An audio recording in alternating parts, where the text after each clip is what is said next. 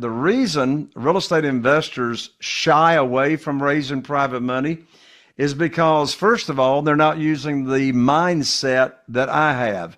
People ask me all the time, they say, Jay, what's the first thing I need to do to start raising private money? And I say, you need to own the real estate between your ears. And what I mean by that is we got to have a 180-degree shift in thinking about the traditional way to raise money or to get money and funding for your real estate deals.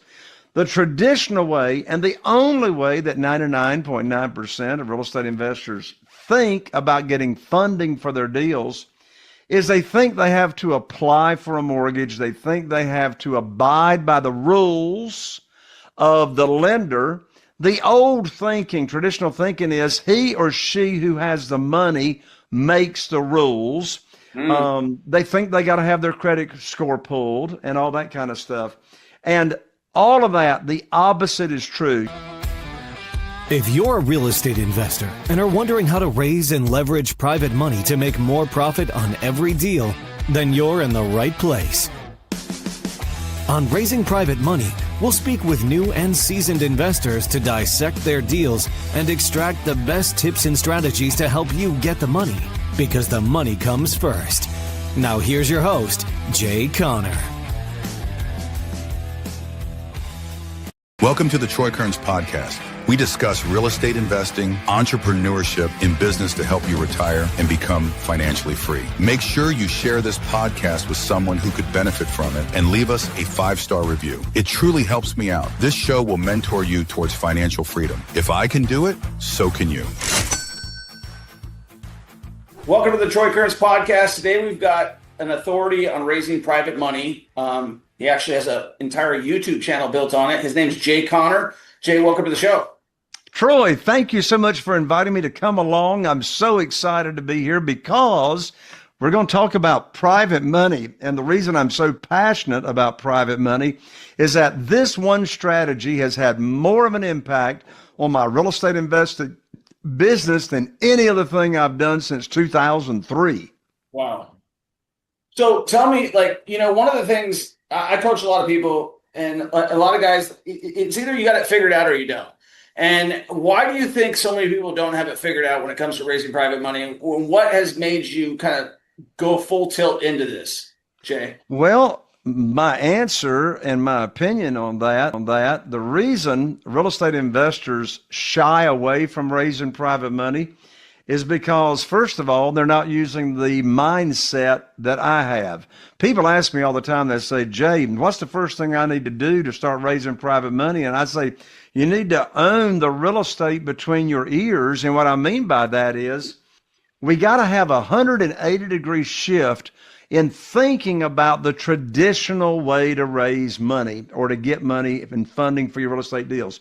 The traditional way, and the only way that 99.9% of real estate investors think about getting funding for their deals, is they think they have to apply for a mortgage. They think they have to abide by the rules of the lender.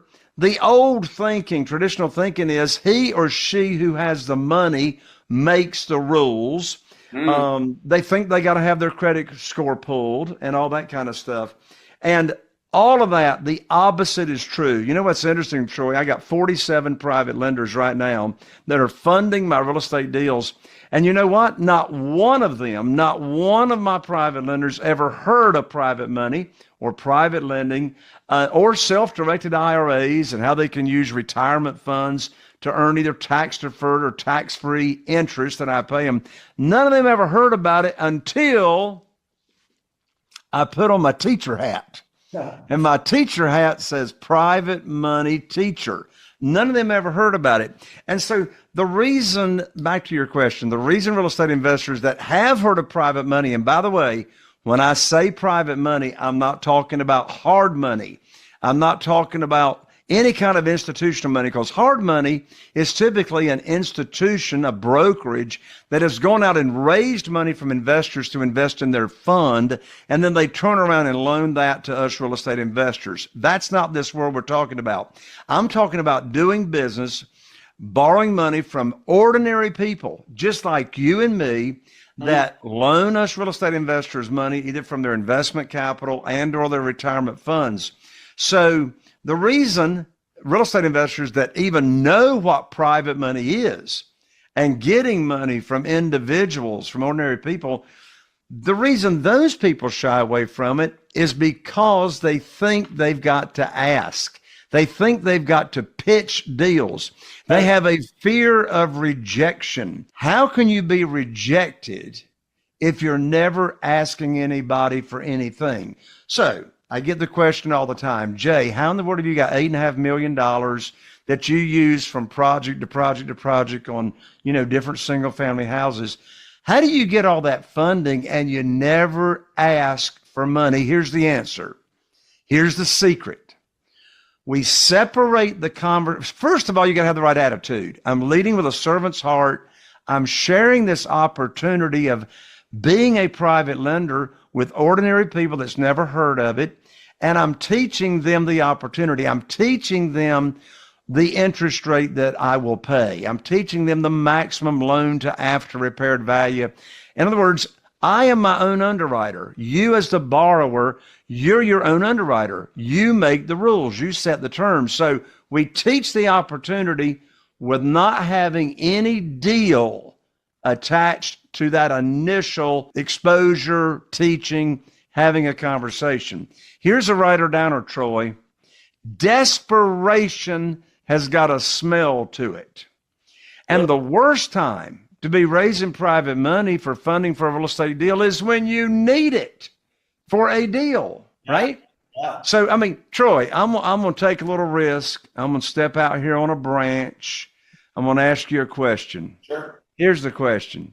Have you ever heard the guru on stage, the real estate guru on stage, say something like this? Oh, just get the deal under contract. The money will show up. You ever heard that? I think everybody says that, right? Or they'll say, oh, just get the deal under contract. Money finds good deals. That's the most stupid thing I ever heard in my life. Where's the money going to come from? Is it going to rain out of clouds, right? So I think that's the smartest thing I've heard someone say. I probably have used that term myself. Just because that you should always find a good deal, and then you can always unload it as a wholesale deal, but you're not going to be able to raise capital last minute. I totally agree with you there. Yeah. If you're a wholesaler and you've got a list of buyers, you've already raised the money for that business model. Right. You already know where the money's coming from for that wholesaling business model. So if you want to stay in a deal, it's the same thing. You get the money lined up first. If anybody's a smart wholesaler and they got good training, they were taught build your buyer's list first, right? 100%. Common sense, 1,000. Right? Back to the answer. First we teach, you get the money lined up. There's always going to be deals, always going to be deals. And then how do you get your deal funded without asking for money? How do you get your deal funded without pitching a deal? You know what, Troy? Since February 2009, when I started using private money, I've never pitched a deal. Troy, I'm so excited. I want to share with you and your audience right now my exact script that I get my deal funded 100% of the time when I have a deal for funding. So, Troy, let's do just a little hypothetical assuming and set this up. And people will understand once I do this. So first of all, Troy, let's assume that you and I have been friends for a while and we know each other and we've got the trust factor. Let's assume we go to church just to really bring it home, all right? So we go to church together, we know each other, we've known each other a while, and we're friends. Now let's also assume that I have, as your friend, I have taught you the private money opportunity. You know what interest rate I pay, which by the way has been 8%, no points, no origination fees ever since 2009 through all these different market cycles. So you know the program, you know the frequency of payments, you know how I'm going to protect you, you know I'm going to name you as the mortgagee on the insurance policy and all those layers of protection. You already know all that stuff. Now, let's also hypothetically assume that you told me in our conversation when I was exposing you to this, Let's hypothetically assume that you worked for a previous employer and you still got a 401k there with that employer, that plan administrator. Let's assume it's in the stock market and you don't like it. You don't like the volatility of that, and you would really like, set rates of return, like putting money in a CD in a local bank. Let's also assume that I have introduced you to the self-directed IRA company that I recommend, and let's assume you've moved that $150,000 over to the self-directed IRA company at my recommendation, and now you are waiting for me to call you because I told you I would put your money to work for you just as soon as possible. So that's the setup. Here comes the phone call. I call this the good news phone call. Here's the script. I call up, you answer the phone, we have a little chit chat, and here's exactly what I say. Troy, I've got great news for you. I can now put your money to work. I've got a house under contract in Newport, North Carolina, with an after repaired value of $200,000. Now, the funding required for the deal is $150,000. That matches up to what you've got at the self-directed IRA company. Now, the closing on this deal is going to be next Friday. You'll need to have your funds wired to my real estate attorney's trust account by next Thursday. I'm going to have my real estate attorney email you the wiring instructions. That's the end of the conversation. The most stupid thing I could do is ask Troy, do you want to fund the deal? Of course Troy wants to fund the deal for 3 big reasons why Troy wants to fund my deal. Number one, he trusted me to move his money over to the self-directed IRA company that he never even heard of until I taught him about it and exposed it to him. The second reason Troy wants to fund my deal is because he knows I'm not going to bring a deal for him to fund that doesn't meet the criteria of the underwriting that I already taught him. Did you hear the numbers? I told Troy the after repaired value was $200,000. I also told him the funding required for the deal is $150,000. Well, that's 75% of the after repaired value. He already knows that criteria. Notice parenthetically, I did not say 75% of the purchase price. I said 75% of the after repaired value. Troy knows I'm going to bring home a big check at closing, at purchase, every time I buy. Who wants to get paid to buy houses? The third reason Troy wants to fund my deal is because he's not making any money until I put his money to work. I promised him I would. So I'm ethically obligated to invest Troy's money in my deals. Jay, you're smooth. I mean, I'm just going to say it like that. I mean, you are very, very smooth. I feel like you're almost like a preacher slash businessman slash, I mean, you just have a really, really good delivery. Now, prior to 2009 and you starting to do this, what got you into this game? Because what I just heard there, and I know most people probably won't know, but you did the assumptive close. You didn't say, hey, the ABC, do you want to give me X or Y? You said, let's get it to work. So I think that you the other thing that you might be leaving out is you got to be smooth, because you basically directed them. You gave them what they needed to do. By the way, which IRA company, self-directed IRA company, do you like? Yeah, currently, and I have been for 7 years now, I use Inspira. Inspira recently acquired the assets of Quest Trust, and I was with them for many years. And I've had the same rep, Colin, has been taking care of my deals. In fact, he speaks at all of my live events. But I get my deals funded in 7 days from the time the paperwork starts using Inspira. Got it. And what did you do prior to you investing in real estate? Because, I mean, I would guess that you were a preacher. I mean, just the way you talk. That's like he's smooth. Well, I do go to church 3 times a week, and I have been known to fill in the pulpit every now and then. But anyway. That's good. You're natural. So from 2003, when I started investing in single-family houses. Now, by the way, private money is for all assets of real estate. Single-family houses, apartments, self-storage, land, commercial buildings. It all just comes down to how you structure the deal. Now, all the deals that I do with single-family houses, The SEC does not regulate what we do in this world of private money, and here's why. I'm not raising money for a fund. If you're going to raise money for a fund, then that's not asset-backed debt. Right. That's where the SEC comes in and regulates what you can do, who you can borrow from, who you can't borrow from, and all that kind of stuff.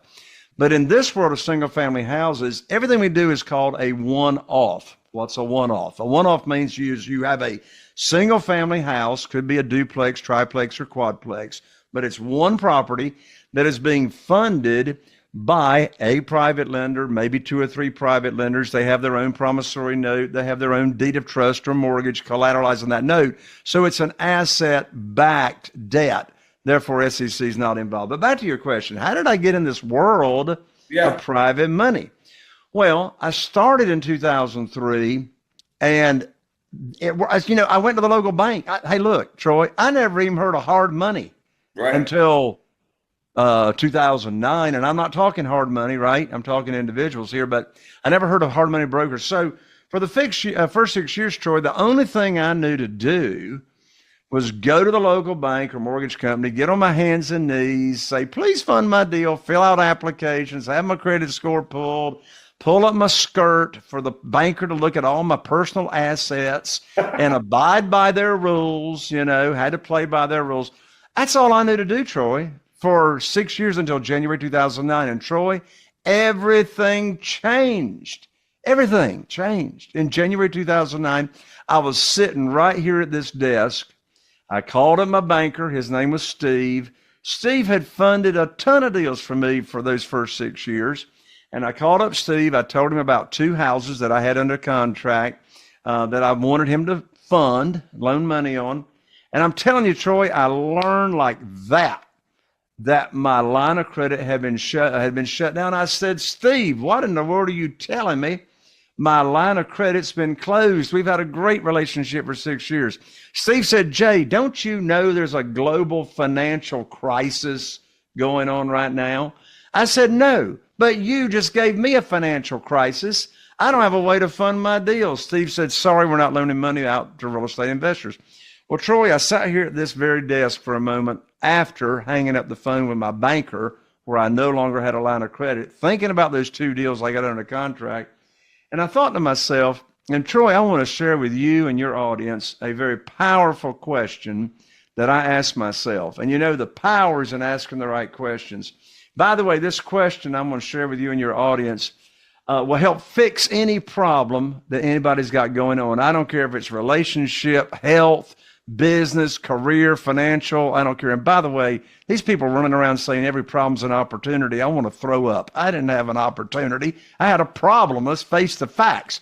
Now, this problem did become an opportunity because without this problem, you and I wouldn't be on your show today. But here's the question I asked myself right after getting cut off from the bank. I said, Jay, who, the power's in who, not how. I said, who do you know that can help fix your problem? And you know what's funny? I asked myself that question, and immediately I thought of Jeff Blankenship. Jeff was a dear friend, still is. He was living in Greensboro, North Carolina at the time, investing in single-family houses. And I called up Jeff. I told him what had happened. He said, well, welcome to the club, Jay. I said, what club is that? He said, it's the club of having the bank shut down your line of credit. My bank shut me down last week. I said, well, Jeff, how are you going to fund your real estate deals? He said, well, have you ever heard of private money? I said, no. He said, have you ever heard of self-directed IRAs and how individuals can loan money to us real estate investors and get either tax-deferred or tax-free interest from the interest that we pay them? I said, Jeff, I don't have a clue what you're talking about. I said, what is private money? He said, well, I'm not exactly sure, but there's this gentleman down in Jacksonville, Florida, by the name of Ron LeGrand, that can tell us about private money. I said, well, okay, that's interesting, but what is private money? Jeff said, Jay, I don't know, but Ron says we can get a lot of it really, really fast. So I went to my very first real estate investing conference down in Florida to learn about private money. And Troy, I learned this whole mindset of no asking, begging, selling, persuading, talking anybody into anything, but putting your program together that you're going to offer. You know, I came back home, Troy. I put my program together as to what I was going to teach and share. I was able to raise over $2 million in less than 90 days of new funding that I didn't have prior to this world of private money.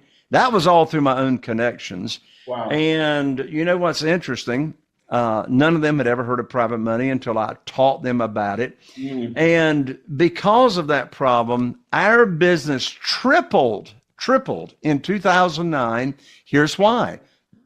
You may recall, barely, you're not hardly old enough to remember, but anyway, you may recall back in 2009, all these foreclosures that were hitting. Brother, I was in the middle of it. All these foreclosures that were hitting the market, and the banks weren't loaning money. Well, let's think about that.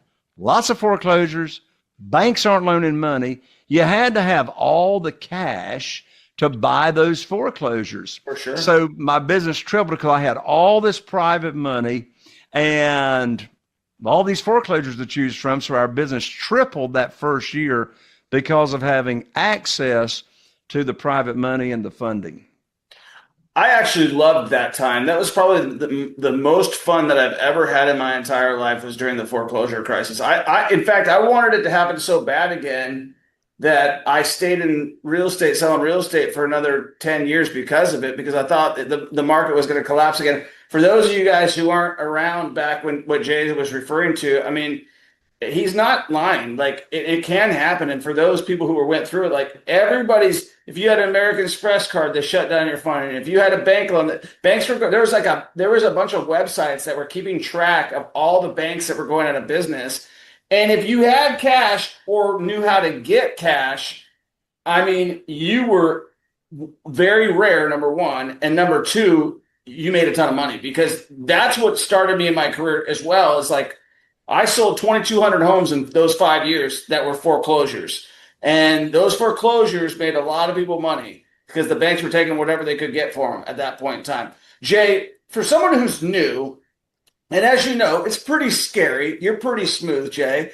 And it's pretty scary for people that are worried about saying rejection. A lot of them won't even pick up the phone to call anybody, as you probably have learned over the time. What are the steps that you could teach people that are uncomfortable, Jay, that are like, they're worried about the fear of rejection? You made it sound so eloquent. And they're worried about forms, and they're worried about being named as a secondary beneficiary on the insurance policy. How do they get that information? Are you able to help them with that? There's a direct correlation between the lack of confidence and fear. Mm-hmm. Lack of confidence and fear. I don't know which comes first. They're sort of closely related, right?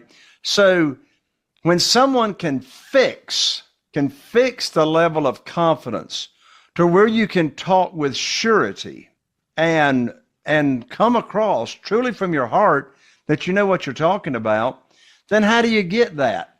It begins with knowledge. It begins with knowledge, but it even begins before knowledge. Why are you in this business? Why do you want to be in this business? If you've got the mindset that this business is all about you, or this business is all about me, then we're starting at the wrong point.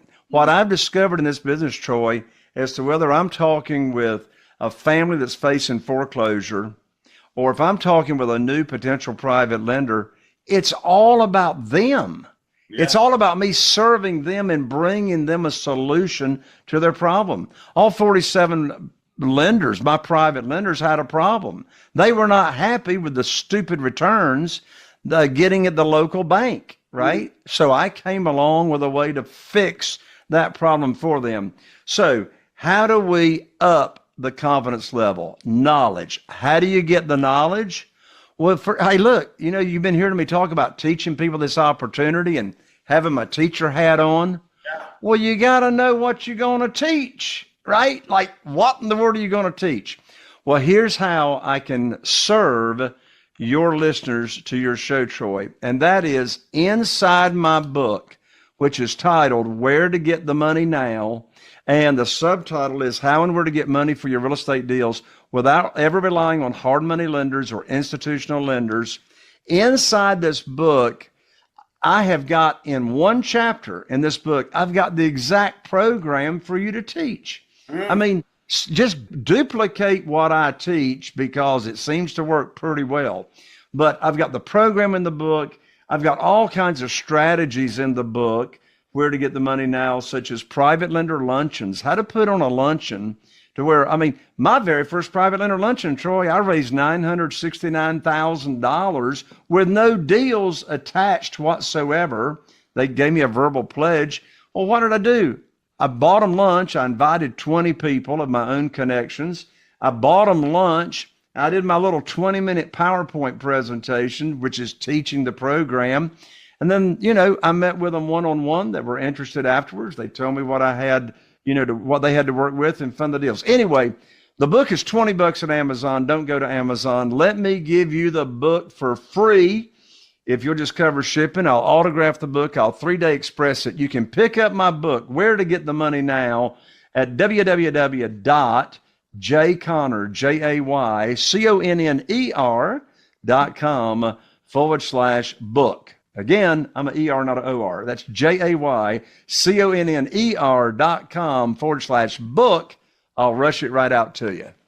Jay, you are a smooth operator. I'll tell you what, I feel like you should be speaking next to Tony Robbins. You're very, from the minute we hit the word go on the podcast, you've transformed. I mean this in the utmost respect. I don't mean this as you are a showman, and a teacher, and you come across as so authentic. It's hard not to like you. I can see why it's not a problem for you to raise capital. So for people who maybe they need to work on their personality, I'm sure you've done a lot of self-help books just by watching your inflection, your tonality, how you call me by the first name. Right away, I'm like, this guy is a student of the game. So, and now you're sharing that knowledge with other people through this book. What besides your book, what other tools have helped you out along the way? What other tools as far as raising private money? Well, I mean something more personal than that. With the way that you use my name so much, I'm very aware of that. And I'm like, this guy's smooth. It's the Dale Carnegie, How to Win Friends and Influence. It's the name is the most powerful thing that you can use.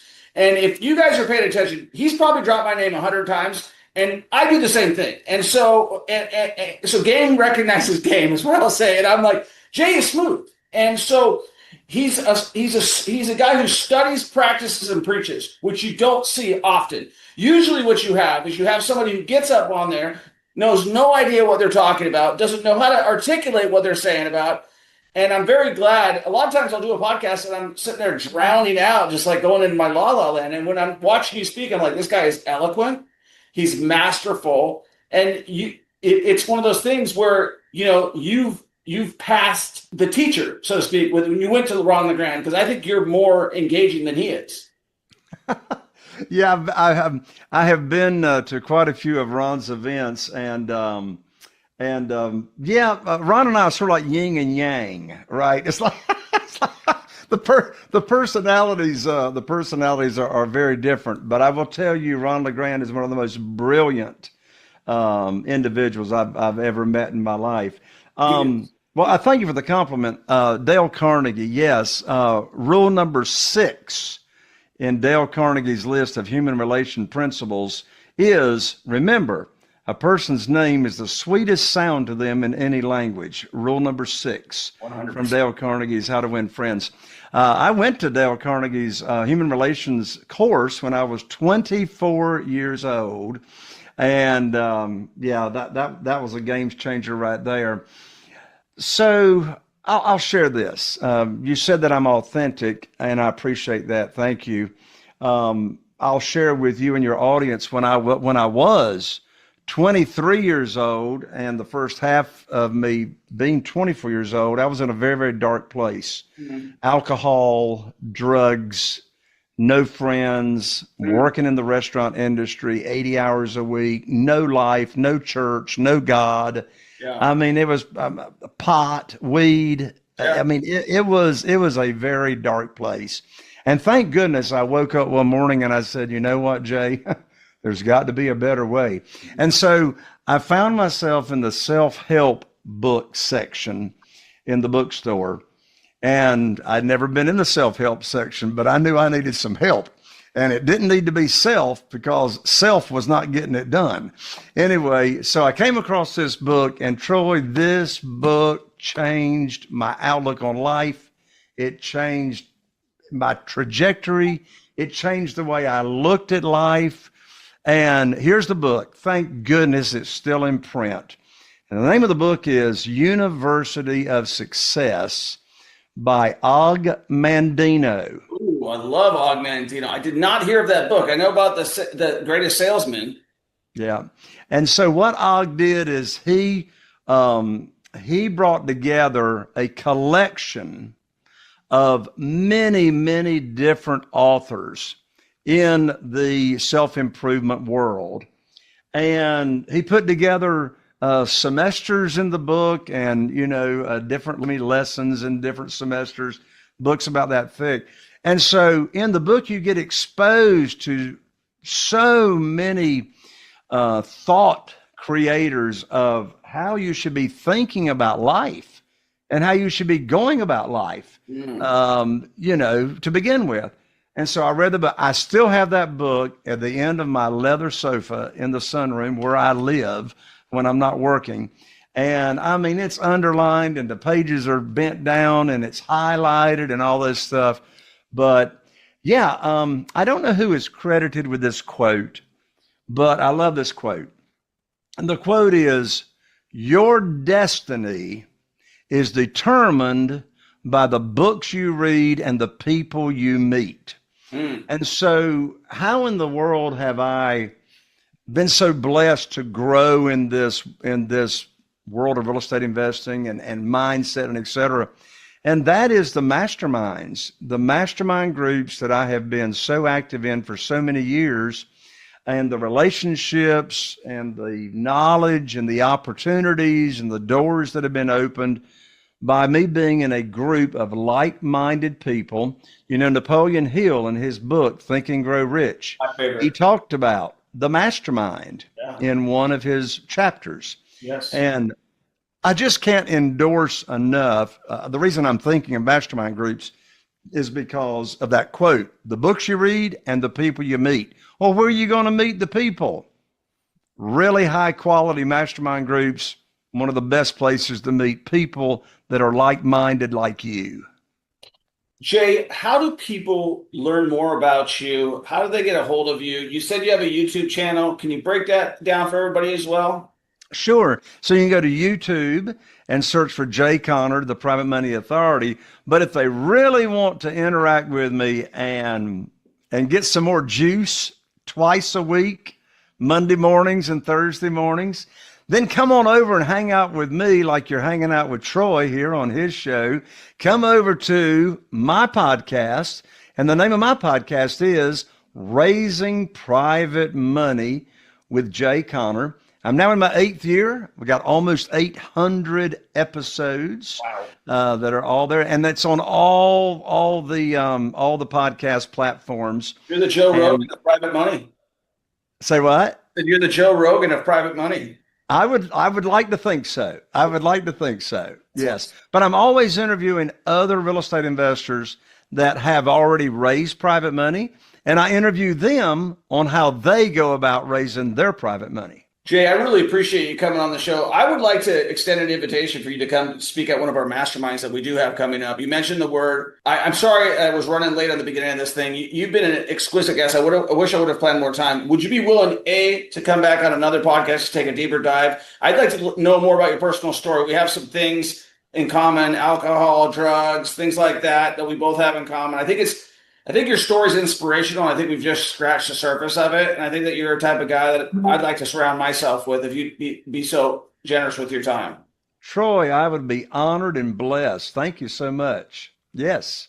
Guys, make sure that you follow what Jay Conner is talking about. I'm telling you, he has got I talk to a lot of guys who are BS artists. I talk to people all over the country. This guy is genuine. He's continuing to reinvent himself. I didn't ask him how old he was, but based on the fact that we've both been in the career for a while and that he's on a podcast and I'm on a podcast, it means he is adapting and changing and learning. and this is somebody that you want to pay attention to, make sure you hit the subscribe button. Make sure you give Jay a 5-star review. Jay, I appreciate you coming on the show. Thank you so much, Troy. God bless you. Are you feeling inspired by the knowledge you gained in this episode? Then head over to jayconner.com/moneyguide. That's jayconner.com/moneyguide and download your free guide that shares 7 reasons why private money will skyrocket your real estate investing business right now. Again, that's jayconner.com/moneyguide to get your free guide. We'll see you next time on Raising Private Money with